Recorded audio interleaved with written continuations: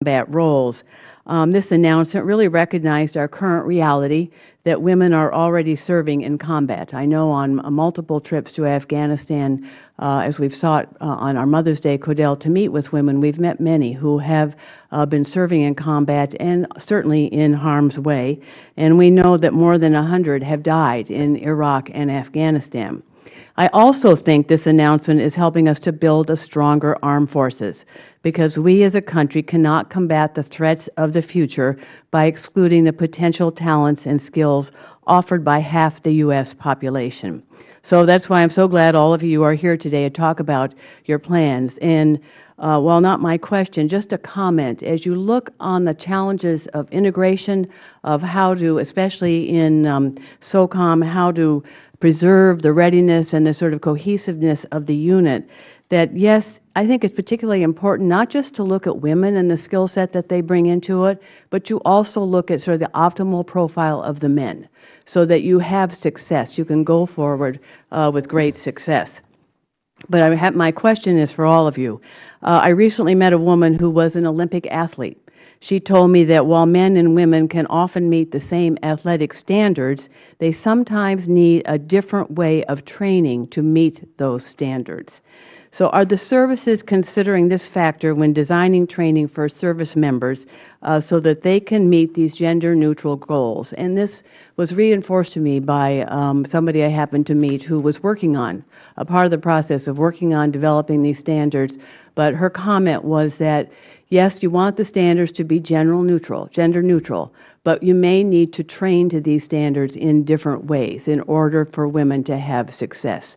So I'm wondering, and this is for all of you, if you all are looking at that as well. Yes, ma'am. Thank you for the question. We are looking at that, and we're not looking at it just for the integration of women. We're looking at it for the total soldier. Because just as you have the 110-pound male who may lack some type of physiological capability or physical capability, he or she may both need to be trained differently. We're trying to expand our understanding of how we train. For example, if you need more upper body strength to climb through a window or more lower back strength based upon the military occupational specialty, do we change the way we train? And also for injury recovery. We know that you can recover faster by doing certain types of exercises than doing other types of exercises. So we're going to wrap that all together, and I'll be happy to provide you more information on that. And I appreciate that, but I do think even in that context, there may be, you may also need to look at, yes, how do you get that man to that place, but how do you get a woman to that place? And they may be slightly different. General Milstead? Well, I think an excellent example of what you're talking about is our gender-separated boot camp. We don't start teaching MOSs there. Our boot camp is about the transformation of individuals, men and women, from being a civilian to being a United States Marine, and we have it separated for that reason, because we feel that this transformation it goes on a separate track. It needs to be handled different. They need to be nurtured different. They just need different steps as they go. They end up in the same place. They're United States Marines. And that's the point then when we begin their MOS training, and that is indeed gender mixed. So, like the Army, I'll take that for the record and come back to you on the specifics. But we are doing that when it comes to our recruit training. I'd appreciate your follow-up on that. Ma'am, I will offer, we are not doing that very well. I am a career Special Forces officer. I had 6 surgeries, and I'm still broke.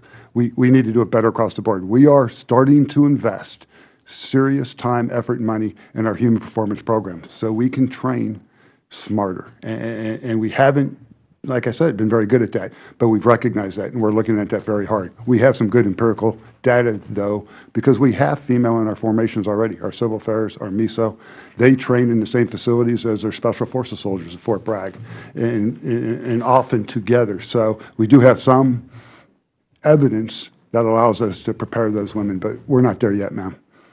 Thank you, and I'm running out of time, but I do think in the long run we want to maximize our success at this, and to put in place a training regimen that is ill-suited to maximizing the success of women. is not really the outcome any of us want to see. So thank you, and I yield back. Thank you, Ms. Tsongas. And we proceed now to Congresswoman Jackie Walorski of Indiana. Thank you, Mr. Chair.